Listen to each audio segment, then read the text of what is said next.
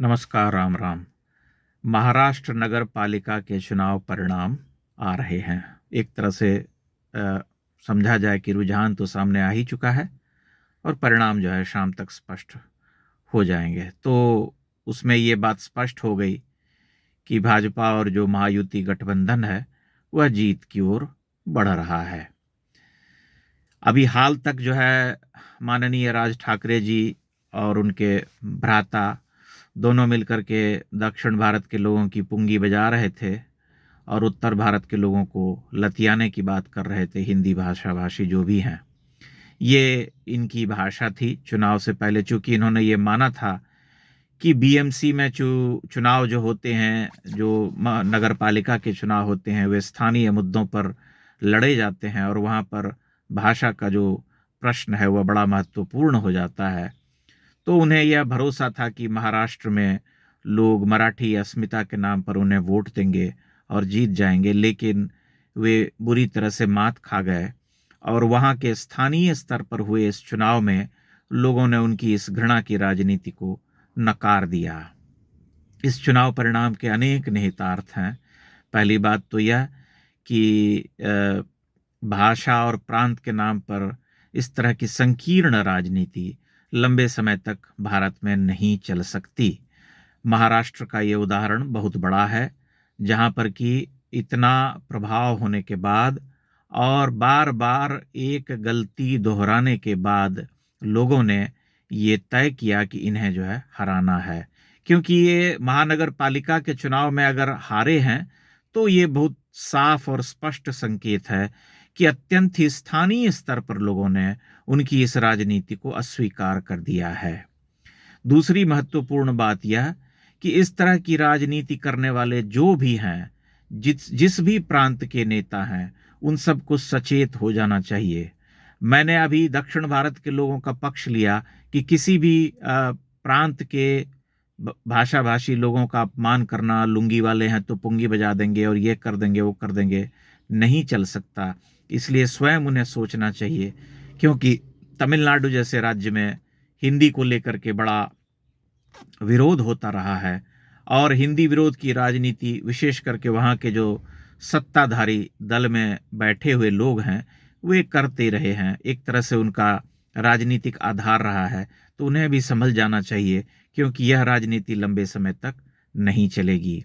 तीसरी सबसे महत्वपूर्ण बात यह कि चुनाव में राजनीति करने वाले लोग जितने भी हैं या दल जितने भी हैं, उन्हें अपनी विचारधारा के साथ स्पष्ट रहना पड़ता है।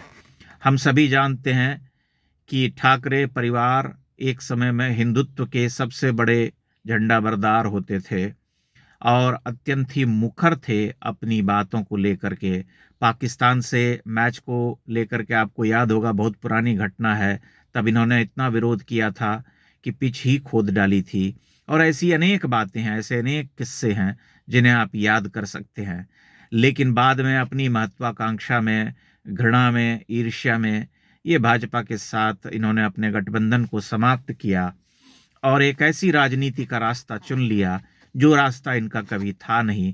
जबरदस्ती उस रास्ते पर चलने के प्रयास किए और फर्जी सेक्युलरिज्म का चोला ओढ़ लिया, लेकिन वह चोला उड़ गया। अब समस्या ये है कि अगर ये वापसी करना चाहेंगे और स्वयं को हिंदू धर्म का और हिंदुत्व का रक्षक कहना चाहेंगे, तो लोग इनकी बातों को कभी गंभीरता से नहीं लेंगे, क्योंकि बार बार पाला बदलने वाले लोगों का अस्तित्व जो है धीरे धीरे संकट में पड़ जाता है।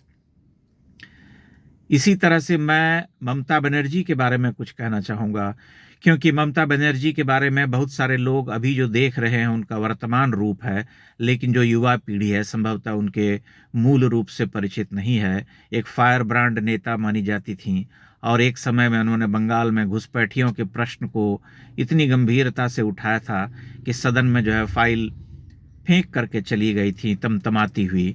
और आज वही ममता बनर्जी उन घुसपैठियों की सबसे बड़ी रक्षक बनी हुई हैं, बल्कि उनके वोट बैंक से लगातार जो है चुनाव में उन्होंने बहुत बड़ा असर डाला है। आज स्थिति ये है कि एसआईआर जब बंगाल में हो रहा था तब बार बार ये धमकियां तृणमूल कांग्रेस कांग्रेस की तरफ से दी जा रही थी कि ऐसा हो रहा है, वैसा हो रहा है, यहाँ जो लोग आ रहे हैं उन्हें जाने नहीं दिया जाएगा वापस, तमाम तरह की बातें और तमाम तरह की धमकियां, ब्लैकमेलिंग अभी तक जो है जारी है, तब उन्हें यह समझ लेना चाहिए कि उनकी भी राजनीति बहुत लंबे समय तक अपने अपनी इस विचारधारा के साथ जीवित नहीं रह पाएगी, क्योंकि किसी भी अन्याय की और किसी भी जुल्म की जो होती है एक सीमा होती है, और पश्चिम बंगाल के लोग भी उन्हें नकार देंगे। सबसे महत्वपूर्ण बात यह है कि जब हम इस तरह की राजनीति करते हैं तब देश में गलत संदेश देते हैं, क्योंकि इस देश में सभी भाषा भाषी लोगों को स्वतंत्र रूप से रहने, जीने और काम करने का अधिकार है, मौलिक अधिकार है। अगर कोई दक्षिण भारतीय दिल्ली में आकर के काम करता है तो उसे भाषा के नाम पर प्रताड़ित नहीं किया जा सकता।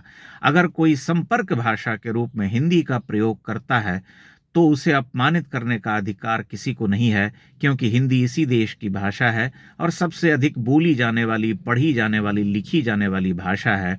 हम अंग्रेजी में बोलते हैं तो हमें कोई समस्या नहीं होती, लेकिन कोई हिंदी में बोलता है तो आप उसे गाली क्यों देते हैं? या महाराष्ट्र में दक्षिण भारत के लोग आज से नहीं शतियों से रह रहे हैं, काम कर रहे हैं, तो हम उसे लुंगी वाले और पुंगी बजा देंगे तरह की भाषा का प्रयोग नहीं कर सकते। इस तरह की जो राजनीति होती है उसके कितने दुष्परिणाम होते हैं इससे आप परिचित होंगे। पिछले महीने की घटना है, 1.5-2 महीने पुरानी बात है।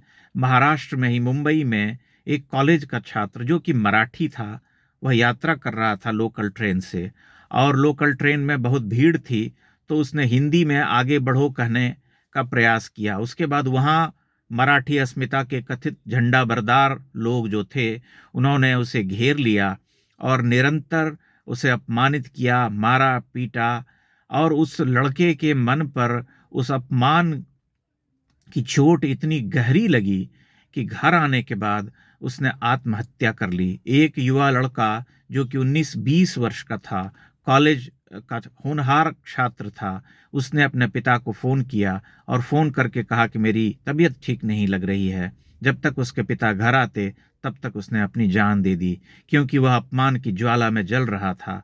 क्या किसी ने उसको अकारण जो है मारा पीटा।